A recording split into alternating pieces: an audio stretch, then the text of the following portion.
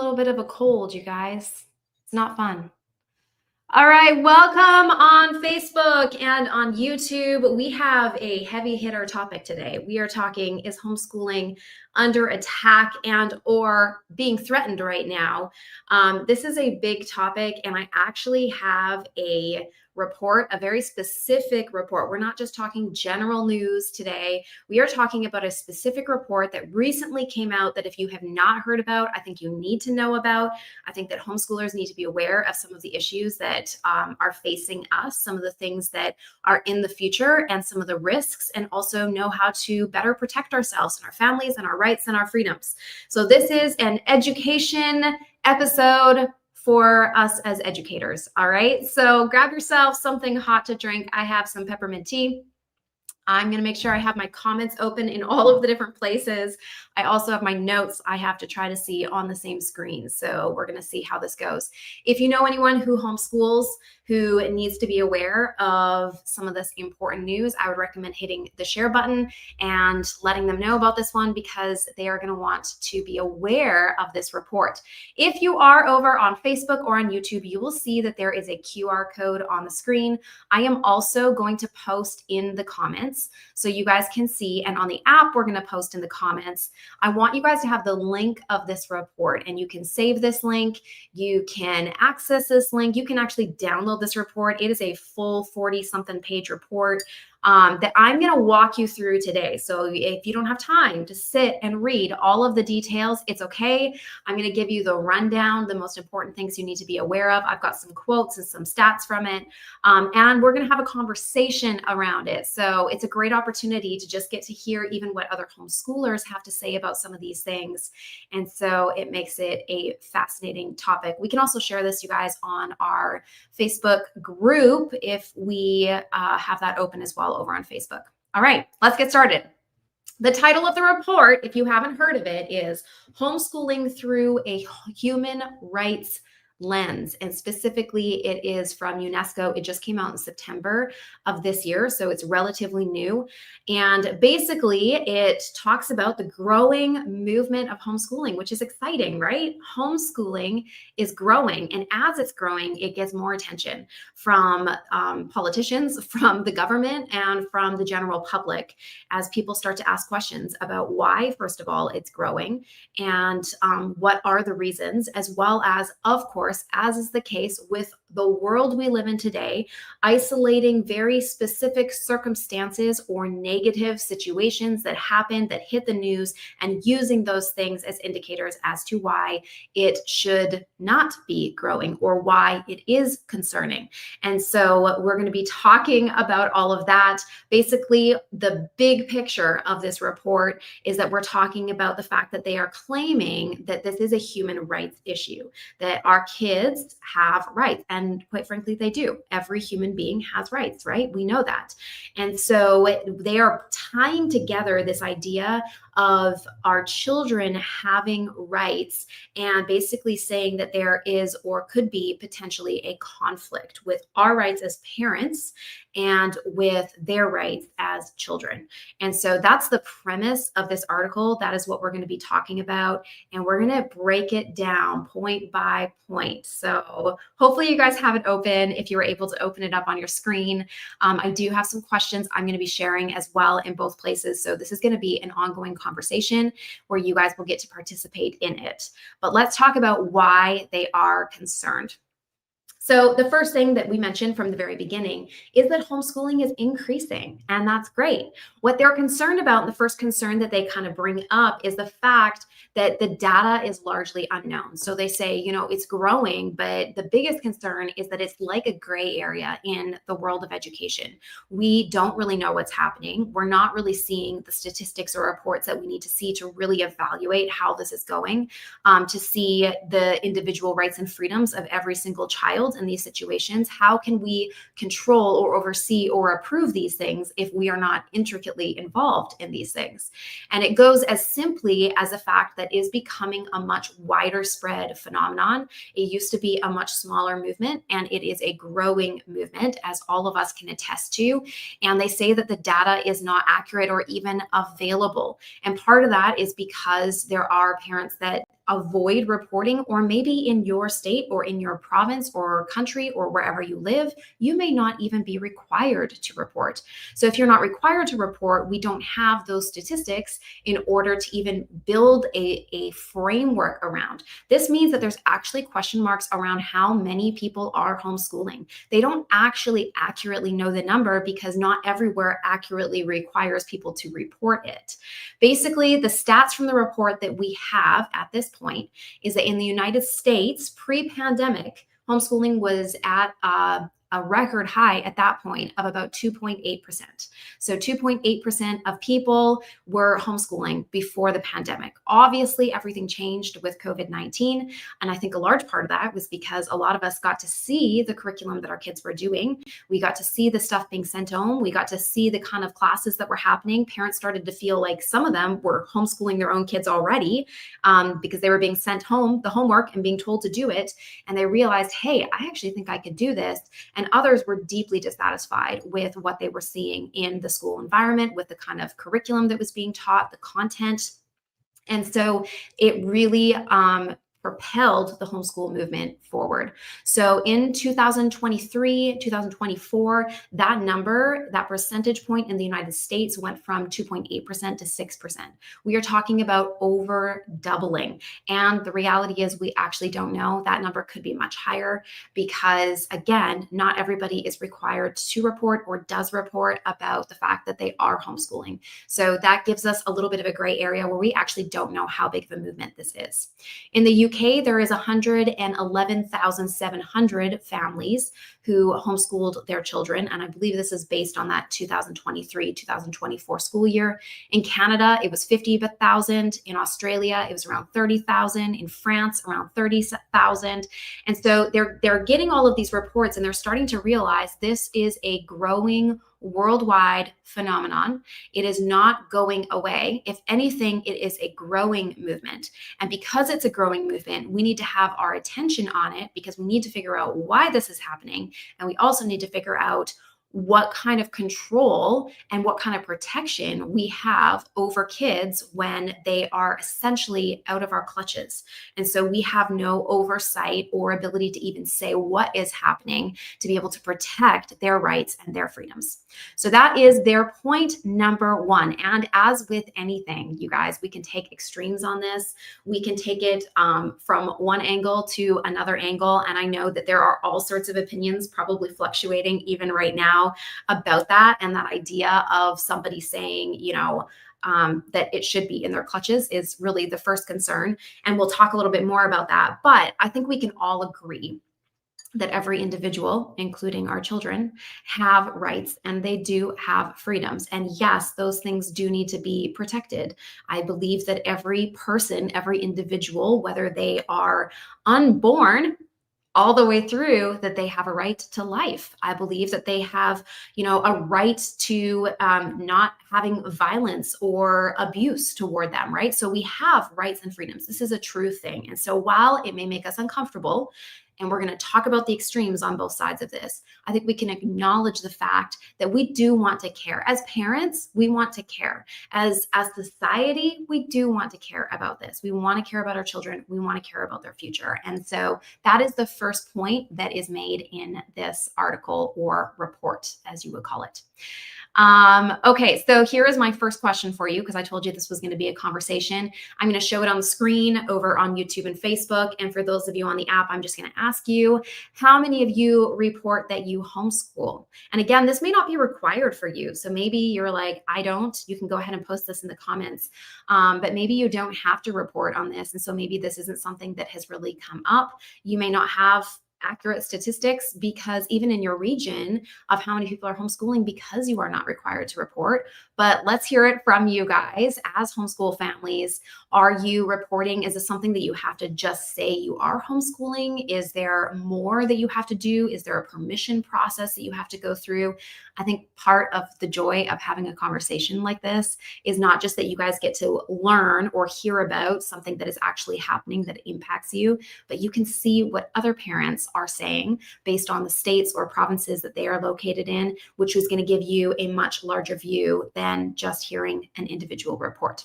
So, all right, I see a couple of you guys saying that you're required to report in your state. You have to do a declaration of intent. Over here on Facebook, YouTube, I see I don't report. It's not required in Texas.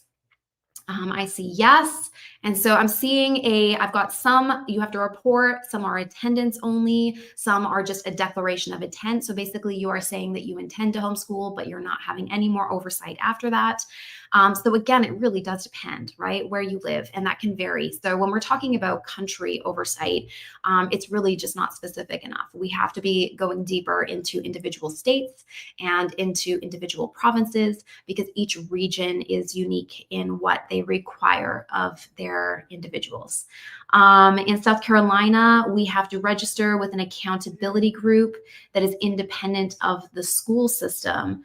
In Ontario, it is a letter of intent. All right, so this hopefully gives you guys, hopefully you're able to see some of the conversation that's happening in the comments, which will give you a bit of an idea of what things are like in individual areas. Okay, that was question one. I'll let you guys keep commenting while I move on to point number 2 in this UNESCO report. So the main idea and the big picture that we talked about already is specifically that education is one of the human rights, that everyone has a right for and to education. It is an individual right, but I think more specifically what this report is talking about is not just that it is an individual right, but rather that it is a societal obligation. Meaning basically you can choose to homeschool your kids, but the state should be overseeing it because education serves society, not just family. And here's a direct quote from it. It says, safeguarding the right to education in every setting remains a core responsibility of the state. And so this brings us to question number 2, which I'm going to put up on the screen. And I think that this is a very legitimate question right now. Is education the responsibility of the government or of the parent? And so I would love to hear you guys answer that in the app, in the comments, on YouTube, on Facebook, wherever you are joining in from. What do you think about this? This is an important question to ask. This is an important question to talk about with your spouse. It's an important question even to have with your kids. What do you ultimately believe about education? I would say that I believe that education, biblically speaking, historically speaking, was the responsibility of the parents. The Bible says, train up a child in the way he should go. And I believe that we were to raise and teach and disciple our children. And I think that the idea of school and of education and of bringing people together in, one larger facility came from a good-hearted intention. I think that there were people who were uneducated, who didn't feel like they had the ability. They didn't read, they didn't write. They needed a teacher who could read and write to teach their kids to feel like they would have more potential and more opportunities. I understand where it came from, and I think that we all have to give the allowance of the fact of where it came from. But along the way, as we as parents, I would argue, abdicated our right, it did become the responsibility, whether we like it or we don't like it. It was given as a responsibility to the state or to the government. And so I think there's a lot of parents that don't like where that is right now. And we're trying to take back what we see as our God-given right to educate our children. But the reason that we are in the position that we're in right now, where there's so much debate and where so many people are even calling that into question, is because I would argue for a large period of time, we as parents, society-wise, not obviously us individually, but we abdicated that right and we gave it up. And so now, it's a battle. It is always easier. Or maybe I'll reframe that. It is harder to take back ground that has been lost. And I see education as ground that was lost, that we are fighting to regain and take back. And I think that that is such an uphill battle, and it is so much harder than being able to maintain the rights and freedoms that we have. And so part of what I want to be able to talk about today is, okay, we have our current rights and freedoms, and that may vary individually by state state or by province. And the question at this point is, how can we maintain our current rights and freedoms that have been long and hard fought for by organizations such as the HSLDA, by individuals who argued and fought and went to court, and these incredible cases that earned us the freedoms that we have in our various states and provinces. How can we maintain that now? And how does this ideology or this big picture viewpoint of homeschooling risk that or put that under threat, as I will put it? So, okay, you guys there's comments. There's so many comments. I feel like I just want to sit and read through all of these. Education is the responsibility of the parents. Some stats say that parents send their kids to school only have maybe 35 minutes a week of face-to-face uninterrupted time. I think accessibility to education is a responsibility the government should steward, making it available to all and partnering with parents to make it an achievable asset. But the weight of education and nurture in education is the responsibility of the parents. It's very interesting. And I will say that this report, I mean, I'm picking out the main things that are a concern from us as homeschoolers, but I will say that they do mention, even one of the things they say, education is a collective act of co-creation. So they're not necessarily saying that the parent has no part to play whatsoever, but they definitely don't want to relinquish any of the piece of control or the fact that state should have oversight. And so I think that we're in this tug of war for if we as parents decide that we want to home educate our children, we want freedom and the flexibility to be able to do that without the oversight and control. And I would argue that the other side is saying they want ultimate oversight and control, but we will let you if you fit within the box that we tell you or the parameters that we set for you. So, all right, you guys are making some great comments. Highly recommend you read through these because there is a lot of great stuff in there. All right, let's go on to another point in this report.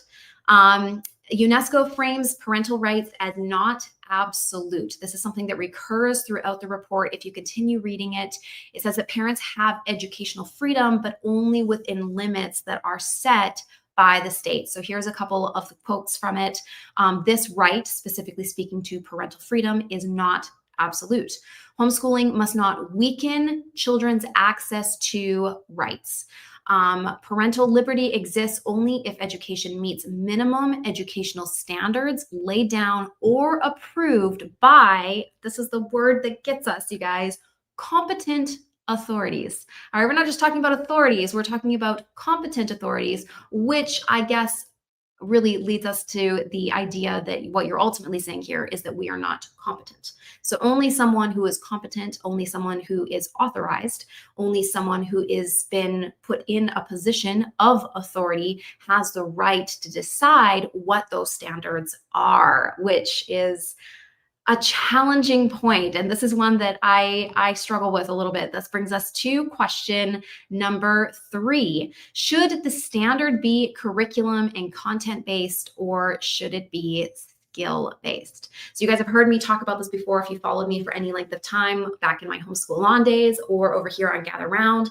I talk about this arbitrary line of what is normal, the standards that the education system has set up based on testing, based on standardized testing to basically decide what is normal. And so kids, of course, are testing really high and above average. Kids are testing very low and below average.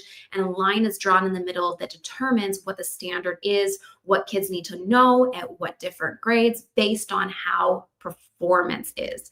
So this isn't necessarily what we feel like is the most important things for kids to know. We are talking about specific things, specific milestones or information that has to be assimilated or gained or understood by certain ages. So we're not necessarily saying every kid has a right to read, a right to write, a right to be able to do basic arithmetic. We are saying that your kids need to learn this and this and this and this. And the problem that this brings is that, of course, whoever is deciding what the curriculum is, whoever is deciding what that content is, they're ultimately making those decisions on what our kids are taught. So we're not talking about how they're taught. We're not talking about the skills that they're being taught. We're talking about information, how that information is being presented. And I would say that this is a major, to me, perhaps one of the biggest concerns that I have with this report is that that we're talking about somebody deciding what information. And if you guys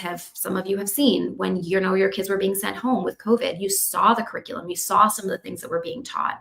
Some of you live in areas where maybe you have a smaller school and there is not as much that's going on. Things still feel like they're in line with your values, but there is a lot of places where there is a lot of ideologies, there is a lot of theories that are being taught as fact. And this goes far beyond grade school. This goes far beyond K through 12. This is something that is being faced in colleges and in universities. There is a lot of information that is taught as fact, specifically to steer our kids into one direction. Someone is deciding what that information is. Someone is deciding what has to be taught in order for them to say that they've met their fundamental rights to an education. And if that person is not us, if we're not doing it based on skill, if we're doing it based on that curriculum per se, then that is a major, major point of concern for us as homeschoolers, and something that we need to be aware is on the agenda, is being talked about, and could be something that we face in our individual states and or provinces. This isn't content based, but just talking about rights and freedoms based. I don't know if anyone I saw this little reel or video, which I saved so I can share the link for it afterwards. But this mom who was asking, am I overreacting because I went to school to pick up my kid because I had an appointment, and I was told that because I hadn't, pre-done this or pre-notified them within the window of what they had told me. I don't remember the exact circumstances or restrictions of that school, but basically she was told no, she was not allowed to. She would not be allowed to pick up her child. And she was like, wait a minute, they have an appointment. Like, I understand the system. I understand that it can be, distracting. I understand, but they have an appointment and I need to pull them out. And so at the end, she ended up going home without her child, and she was greatly concerned over the rights and freedoms that we're talking about, greatly concerned that we're not just talking even about the content. We're not just talking about standards. We're not just talking about a minimum amount of information or even skills-based. We're talking about a kind of control that we're ultimately looking for that is a lot more than that. That when we're talking abdicated our responsibility, that it is no longer our right. Essentially, it's not just that it's no longer our responsibility, it's that it's no longer our right. Our children are no longer our right, and discipling them and raising them in the way they should go is no longer our right. And I think that I see this ideology presented in this report, and that is what is concerning to me. And we know it's out there. We all face it all the time. We face this every day, but it is becoming more pervasive. And I will tell you, and I want to say promise you, but as homeschooling continues to grow and as the numbers continue to rise, there is a crisis that schools are facing. Schools, and by the way, colleges and universities are going to go through the same thing. Enrollment is going down. Schools are closing because parents are making this choice. And so there is going to be a backlash for this. There is a fear-based response of, we're losing control, we're losing access, we're losing jobs, we're losing this entire industry that has been built around education, and we need to take it back. Therefore, if we attack homeschooling, then we can start to see our numbers rise once again. And so I believe that this is only going to continue to rise. I think it's going to continue to grow. And this is the essential ideology behind this report that I read, at least. Number 4, there is a strong push, and ultimately where all of those concerns lead us to, a strong push for registration, oversight, and evaluation. It basically says that they believe there should be mandatory registration for all homeschoolers. There should be home inspections. Wow. Evaluations and assessments of learning outcomes, monitoring of curriculum and teaching methods, and ensuring that parents have minimum qualifications or teaching. All right, I don't even have a question for this. How do you feel about that? How do you feel about that? How does that one sit with you? How are you guys feeling about those things right now? Everything that I just said is like, Okay. The minimum qualifications. I mean, I get this all the time as a curriculum writer, as a publisher, creator of content. It's huge, right? People want to know, what are your qualifications and what gives you the right to do this? Because only someone who has a really good education is someone who is essentially authorized to educate someone else. And I disagree. I fundamentally disagree with that. I don't even think that that is, I would say some of the worst teachers that I've had in my life are overeducated. What even is education? You guys, we have to hit the rewind button entirely, because I would say that things are so incredibly broken that the words that we are using to define things no longer even mean the same thing. Education, as far as what you went to school and you memorized random bits of information that you'll never remember, and you passed some tests and you put in your time essentially to get a qualification on your wall, and then that is what says that you have the right to educate somebody's child. Whereas I, as their parent, who has spent their entire lives studying them, learning them, knowing them, and loving and caring about them, I am unqualified to teach them the basics of reading and writing and arithmetic. I really struggle with that. Even as a curriculum writer and a curriculum developer, I struggle with this concept, because I actually feel like I have had, first of all, and I've said this before, but I have hired people who have masters, doctorates, all sorts of different degrees to consult for some of our different units, because I felt like I needed to address this and be able to say, oh yeah, I had somebody that was doing our research or that was going over the content, and they researched everything. They don't remember. Why? Because they're actually not a human computer. They are not an encyclopedia. They have not memorized every word of their education that happened 10 or 20 years ago and can spit it back out. And things are changing and evolving so quickly that even some of the things they learned 20 years ago no longer apply. So again, we're talking about what even is education, because it's not just random bits of information. And like we talked about in our last week's episode, AI is changing everything. It is becoming the model. Their information is now able to be pulled and resourced and organized in such a way that really, why do we have to have this rote memorization of things as opposed to this deep experiential understanding, which in my mind is truly what education is. So I have thoughts and opinions, but I'm super interested to see what you guys are posting in the comments. My minimal qualification is that God placed these kids in my care on earth. Boom, Lacey. Kids learn so different. Can you imagine home visits? I feel like this will add to fear for people even having children. Degrees does not mean educated. Oh my goodness. Yeah. Qualification is such a skewed word. God gave me authority. You guys, you're hitting it. It's a big one, right? This is a big one. Now let's address the elephant in the room. Why this comes up. And again, we've seen this happen with all sorts of different things. This is not the only area we've seen this happen, and it will continue to happen.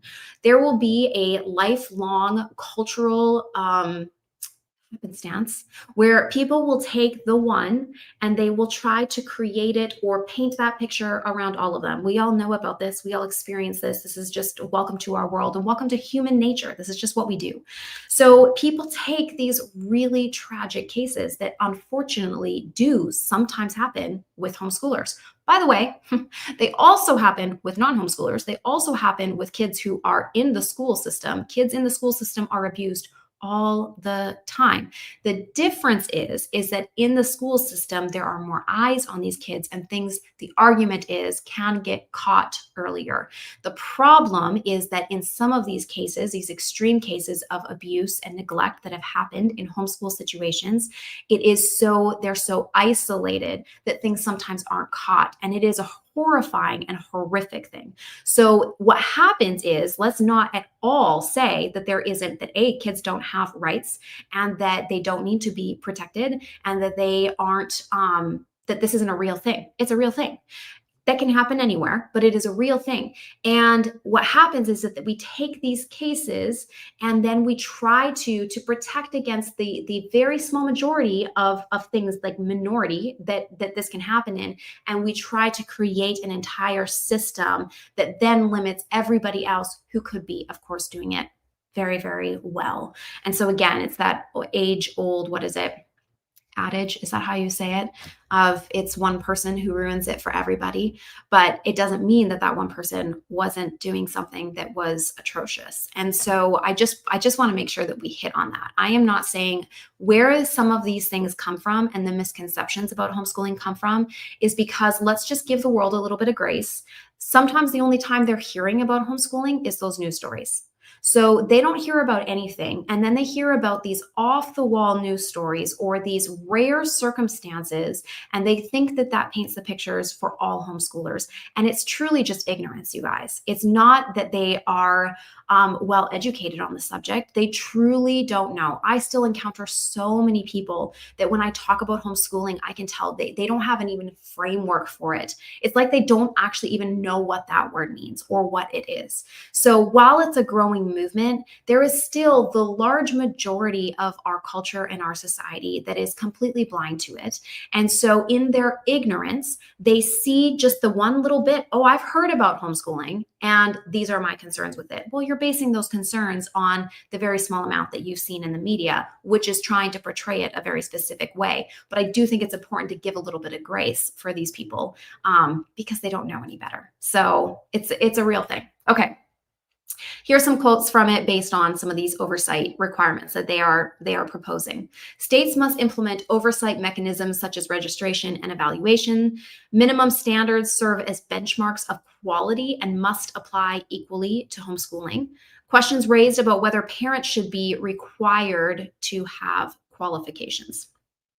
So this is a big one that you need to be aware of in this report. All right, here is another point that there is. Let me make sure I don't have another question here. No, I don't. Concerns about isolation, socialization, I'm trying not to sneeze, and exposure to diversity. This one, okay, bear with me.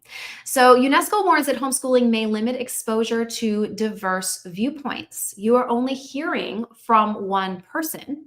Therefore, you aren't getting to hear from multiple diverse viewpoints. They warn that homeschooling may undermine citizenship development. I would love to see how they think that it would undermine citizenship development or how the public school system is doing better in that regard would be fascinating to me. And of course, you guys, we could not read a report about homeschooling without it. They believe that it restricts social development. Some key quotes: homeschooling may undermine important aspects of citizenship development.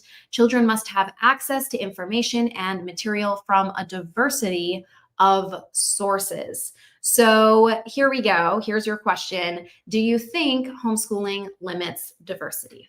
Let's hear your guys' response to this proposal in this report. Is it something that you feel like is happening? Do you feel like your kids are limited because you are kind of the one that is teaching information? Do you think from your own angle, are you only teaching one side? I mean, this is a core value of Gather Round. This is how we present information. We try to present both sides of the angle. We try to show from a more conservative biblical viewpoint versus from a more worldly standard. This is what the world says. This is what some say. This is what others say. We try to present both sides and then say, talk about it as a family. What do you think? I would argue that even if you felt like you were only approaching it from one angle, the school's doing no different. I can promise you that they are not teaching a biblical or conservative viewpoint in any way. They are teaching one viewpoint. They are teaching one direction. And so all that this report is ultimately saying is you should be teaching them this and this only. I would argue that I actually teach my kids a much more diverse viewpoint because we have the whole conversation to build a whole understanding. The Bible says, if you lack wisdom or lack understanding, get understanding. Like you need to expand your understanding of a subject, which means knowing all sides of it, which means looking at the good, the bad, and the ugly and having a conversation. That's not happening in our schools. They're not having conversations about the good, the bad, and the ugly. They're having conversations with one agenda and with one voice and with one viewpoint. But what do you think? Let's not just hear from me. Let's hear from you. Let's see. We have to teach them the variety in order to interact with media and the public in a healthy way. That is true. Let's see. They want only the left side to be presented. I've got to open up my comments over here. Interesting. All right. I see we got someone online right now who has some opinions. The public school just gives one viewpoint. They are strict on how you do everything. My daughter gets real life experience of people, community, and plenty of socializing. I get to bring those real life experiences around to what God tells us. This is something God has shown me in the last 2 months. Isn't it amazing when you do that comparison? I mean, you want to talk about just socialization in general. The whole argument about socialization, I feel like, again, it's so ironic. I sometimes it's like I don't even know how to have the argument because I can't see how you can't see.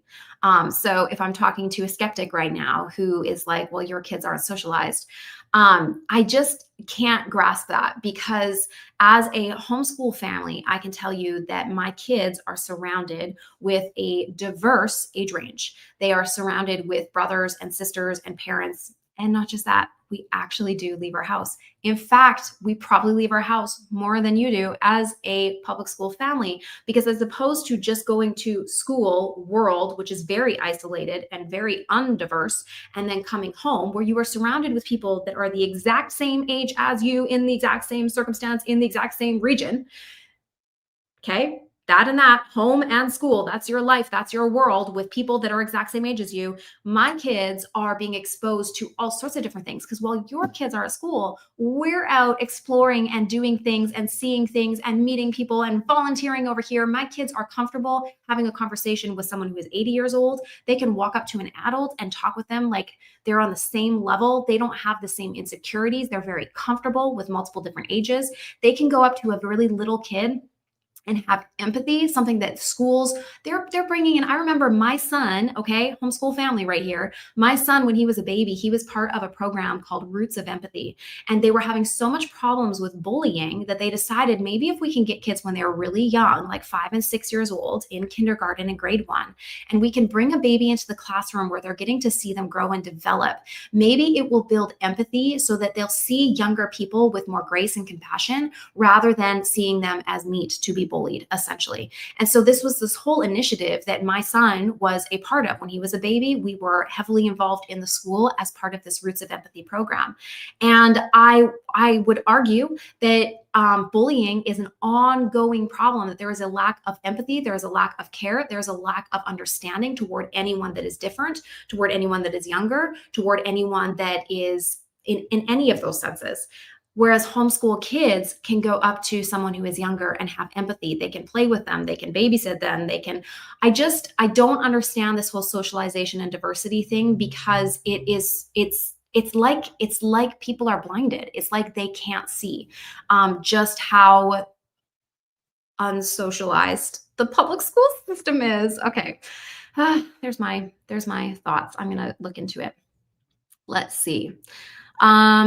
Kids aren't even allowed to socialize at lunchtime in some places. My kids have friends of all ages because of homeschooling, because of your homeschool basketball organization. The public school pushes kids to stare at screens, learn from screens, and seek all knowledge from them. How's it socializing? Kim, I'm so glad you said that. Let's move on, because there are some more conversation points in here. Okay, so let's bring us to point number 6. Children's rights in this report are framed to potentially conflict with parental rights. So basically, we need to have state monitoring, because kids have a right to access diverse information. So not just your information, but what we say is diverse information. Let's make sure that we're putting that in there, because again, someone is deciding what is diverse enough to be called that. They have a right to socialization. They have a right to be heard. And of course, they have a right to be protected from violence. So because of these things, they need to be state monitored, because basically parents can't be trusted to hear their kids, to socialize their kids, and to give them a diverse education. Point number 7, homeschool motivations are complex, but UNESCO says that there are risks. So here's the reasons that people homeschool that they list in this report. They can homeschool for religious reasons, dissatisfaction with school quality, safety concerns, bullying, disabilities, racial injustice, nomadic lifestyles. But they say it can also be that parents basically resist public values, not public school values, public values. These are the values of the world, and you are resisting the values of the world. And some withdraw children to hide abuse or avoid oversight. I believe you are talking about a once in a lifetime thing that, yes, does happen, but I'm shocked that that is thrown in there as a reason that people are choosing to homeschool their kids, because that is so grossly unfair. And we could take all of those stats and compare them with the public school system and come up with an equal, if not rising number of those. So regardless of that, what are the reasons that you chose to homeschool? Boom, new question popping in on the screen. Let's hear from you guys. Do you fit in with one of these? Are you doing it for religious reasons? Are you doing it because you're dissatisfied with school quality, because of safety concerns, bullying, disabilities, racial injustice, nomadic lifestyle?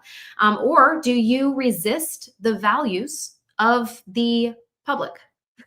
What a fascinating thing to put in there. All right, I'm going to let you guys comment on that while I continue, and I will come back to that and read some of your comments. We're almost at the end. You have done so well. So here's another thing that's in the report, and this is kind of going into what Kim was mentioning, which is super. I had to do some more research and digging into this because I, again, could not wrap my head around it.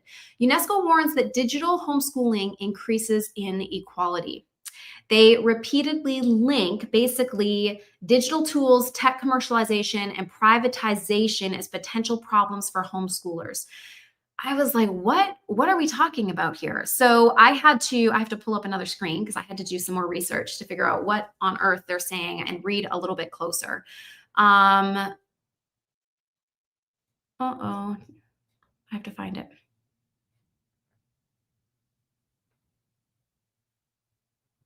Okay. I have like so many screens. Here we go.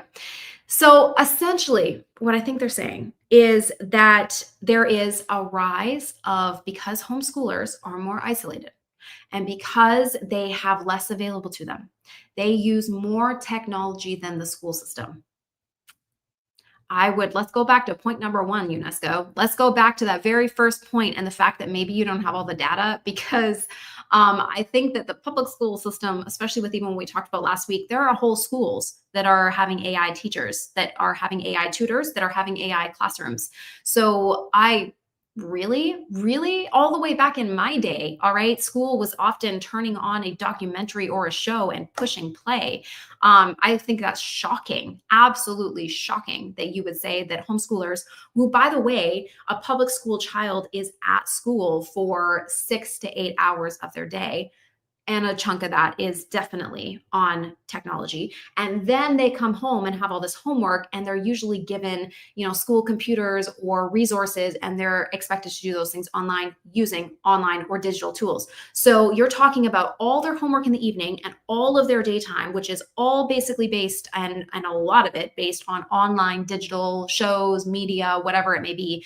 And you're talking about comparing that with homeschoolers who often can condense that same amount of education, actually more and probably delivered better, into a shorter period of time. Even if we use tech for the entire time of that, it's still probably going to be less than what's happening over in the public school world. But anyways, so basically, they're saying because there's more isolation, because they don't have as much resources as we do in the school system, then they have to rely on technology more. And what happens when they rely on technology more is that some families can afford more tools, and so they can sign up for more subscriptions, whereas other families can't afford to sign up for as many subscriptions. And so now we have inequality issues with the fact that some are getting a better education because they can afford it, while others are getting a poorer education because they can't afford the digital resources that they need. To me, this just shows how out of touch this report is with homeschooling in general. It's a crazy point to include. I don't think it's relevant in any way. But here we go. Here's your question. Does homeschooling with tech actually isolate kids? How do you feel about this point? Am I totally alone in this? Because, yeah, I've talked enough about this point. Okay. I'm going to let you guys respond. I got to get back to where I was. I'm lost. Here we go. All right, we're on the last point. All right, I still see why you guys are homeschooling in the comments. I love it. I would venture to say homeschool kids are having their screen time monitored much more because of our level of involvement. Absolutely. And of course, there are always going to be those cases where, yeah, there probably are parents out there that it's all iPad and they're hit and play and it's something. So I'm sure that it does happen, but I do not think that that is the paintbrush that we can use to absolutely paint even a majority of homeschoolers. And again, even if that were the case, even if we were doing all online or remote learning where everything is based on watching a teacher, I'm not really sure how it's super different to watch a teacher versus watching a teacher in a classroom. I don't think that they're getting a personalized education by having a teacher teach them in a classroom. They're still stuck to their synopsis and what they're talking about. It's not like they're having that one-on-one in a way that we could as homeschool families. Even if that is the case and it is all tech, I still am not fully seeing it. I think they kind of go into as well the fact that there's more privatization. So because of this growing market, anyone can just do it. And so again, they loop it back into this is why we need to have more oversight. And this is why we need to have someone deciding the content and the curriculum, because anyone can just Rebecca can just go, this uneducated person who's never had a day of university in her life. She can just go and create curriculum, and homeschool families use that. And so because she's uneducated, they're uneducated. And so we need to control this more. So no matter how we kind of look at it, that's how they're kind of trying to spin it. And that's where it's ultimately coming from. And so it's important to understand the line of thinking, I think, so that we can A, be prepared to give an answer, and B, understand and be able to think through these things. And you know what? If you haven't processed through some of these questions or things for yourself, you probably should. That's my kid. Aw, she's using her tech to call me, guys. You probably should. These are the kind of things that we want to be able to be like, I've thought through these, I've processed through these. How much tech am I comfortable with? What do I feel like I am comfortable with? Am I comfortable using a curriculum from someone who doesn't have a university degree? What is education? What does education mean to me? What do I think makes a great education? Am I looking for the most educated? Am I looking for the most knowledge? Or am I looking for the experience that is, am I going off of success or am I going off of a process and a system? You have to ask yourself these questions, because if you're not going to ask yourself these questions, someone else is going to ask you these questions. They're going to ask your kids these questions, and you're going to feel, we talked about even last week when we're dealing with shame or guilt or doubt, those doubts come up when we haven't taken the time to really assess and think about and pray about these things for ourselves, so that we are even prepared to give an answer when we face trials, when we face tribulations, and when we face doubt, even from ourselves, self-doubt. Okay, here is our last one. So they highlight legal trends. So they go into many different countries. So again, this is actually not just something that is the United States approach. This is worldwide. So they talk about the fact that there are examples of countries that, because of the growing trend of homeschooling, are controlling, micromanaging, or even shutting down homeschooling in those areas, pointing it as a reason that obviously these forward-thinking countries are actually aware of the problem and doing something about it, and the rest of the world needs to be thinking these same things. So they give the example of France, which now requires authorization, not just notification. You don't just give a letter of intent. They must authorize and decide that you are authorized to teach your kids. Of course, you guys know that Germany has pretty much banned homeschooling entirely, except for in rare cases. And then they promote things like South Africa or Portugal or the Philippines or Switzerland, which have structured oversight systems, and argue that there needs to be more of a standard of oversight for countries like Canada or the United States or other countries in the world. So, all right, I have another question for you guys, and then I'm just going to open it up for conversation and wrap this up, because this has been quite the meeting. All right, here we go. Would you accept a simple homeschool register if it stopped there, or would you be concerned that it wouldn't stop there? So for those of you that aren't required to register, you're not required to give a letter of intent. And I know a lot of you guys are, but if you aren't, would this be seen as like more of an oversight where you're like, it's just a slippery slope? Or are you like, yeah, I think that we should be able to say these are the ones that are homeschooling and see those numbers grow and rise and let somebody, the government, the state, know these are the people that are homeschooling their kids? What are your thoughts on that? It would probably not stop there. Let's see. I love your guys' comments. Oh man. I'm waiting to see if you guys have anything on Facebook and YouTube. They will just require more later. It is a slippery slope. Yeah, I would say, I mean, I live in a place where we are required to do a letter of intent. And even where I lived before in Canada, we were required to basically notify or to register at least that we were homeschooling. And so it was definitely documented, both where I was in Canada and where I am now. But I think that the more they know, then yes, I think that this idea, I believe that this ideology is pervasive in most of the world, in most of the general culture that we live in today, and in politics. And I think that every little right we give away, it will be taken and then some. It'll be like, you know, you'll give an inch and they'll take a mile. That's what I feel like is the picture of homeschooling.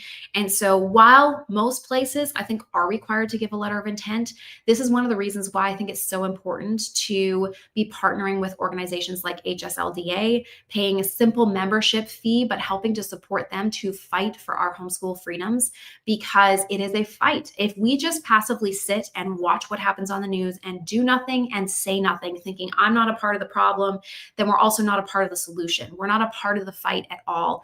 And in the same way that I would say some of our ancestors abdicated the right to education and the responsibility of education, I would say that in a way it is abdicating the fight. And by abdicating the fight, we are abdicating it not necessarily for our own kids. Maybe this won't happen in our own kids' lifetimes, but in the lifetime of our grandkids, you better believe that this is the fight that they will be facing.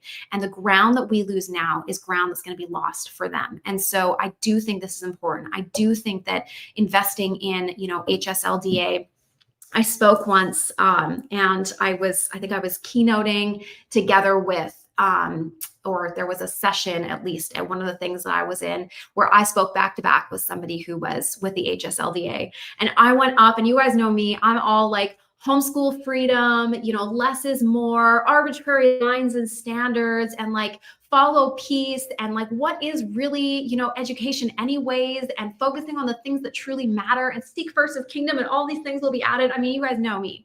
And so I'm preaching all of this stuff. And afterwards, he came up and was like, I could just tell there was a shift, and that not that what I said conflicted with what he was saying, but my perspective toward it, though I believe is true and is accurate and is right, obviously that's why I talk the way I talk and believe what I believe, that it could be damaging. Because when he got up, he was talking like, we must, you know, report. We must do the things that are required by our states. We must do the minimum things. We must make sure that we are painting a good picture, that we are setting a good standard, that we are proving not just that homeschooling, I mean, yes, homeschool for all of these reasons, but that we are proving that homeschooling is actually better, because otherwise it's so difficult to defend the case if this is kind of the overall pervasive message of homeschooling. And I understood what he was saying, and I understood how we as homeschoolers probably need to be careful that, yes, I believe all those things are true, but I also believe that the Bible says to give to Caesar what is due to Caesar. I think that, you know, as far as if you're required to give a letter of intent, give a letter of intent. If you are required to give attendance, give attendance. I think get creative. Get as creative as you possibly can, where you are able to paint your full picture of your homeschool life. If you're required to do a certain number of hours, then do that amount of hours. But remember that baking and chores and life skills experiences all count towards that. Volunteering over here and doing this over there, those things all count towards your education. So I think that we can get really creative with how we do it and see education in a different light, but still be prepared to give an answer and still be doing the best we can with what we have been given, and paving the way for really the next generation of homeschoolers behind us. And I think it's just important to, like I said, be aware so that we can give an answer and be prepared for what is coming and be supporting these organizations that are standing on the front lines for our behalf and for the behalf of our kids. Okay, what other questions do I have? I think I have another one.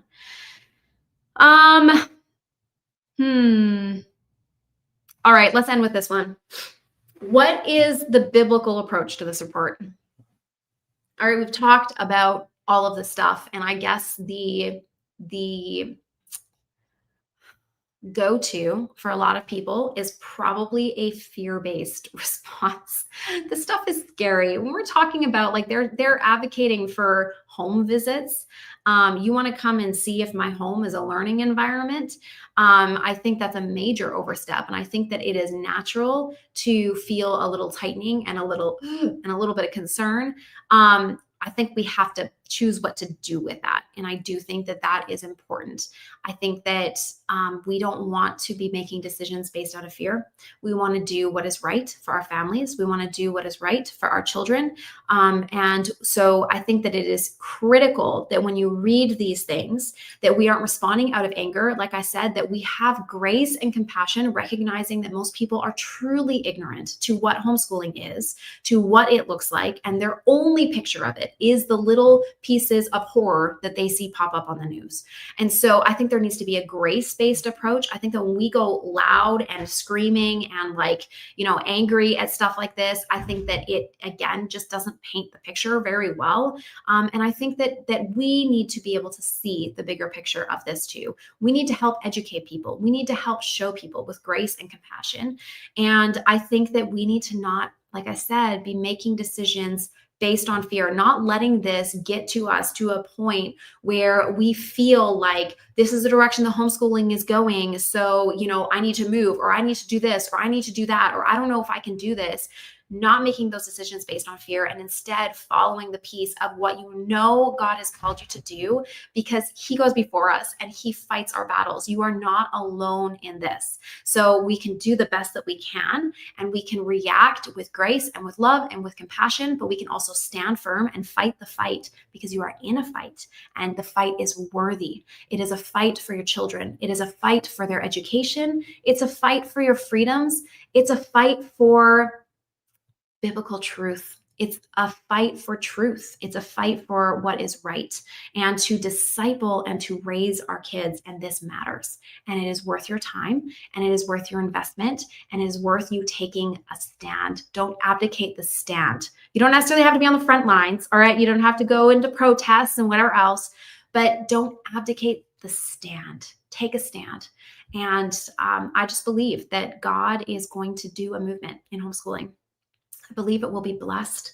I believe it will continue to grow. I believe that we are seeing, like I said, a fear-based approach from the world. And I think that will continue. I think there will be more and more of a panic as the numbers continue to rise. I think we'll keep seeing that.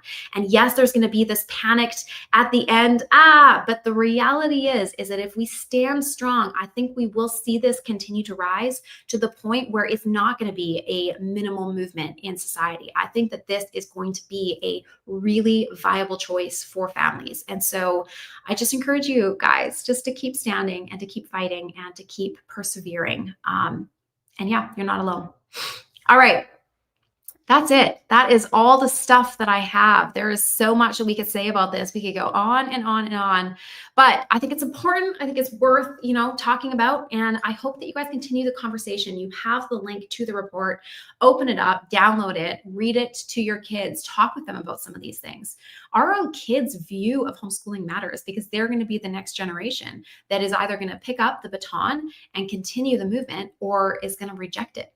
And so let them see this. Let them start to see, we even talk as a family, we compare, we look at the world, we look at public school, we compare, we contrast the good, the bad, and the ugly. Don't be afraid to have a conversation about the good, the bad, and the ugly, because it exists in public school and it exists in homeschool. Let's be honest and let's be real, have the real picture and understanding, and then be able to see how it fits with our lives and our kids. And yeah, just have the conversation, guys, because it's so fun.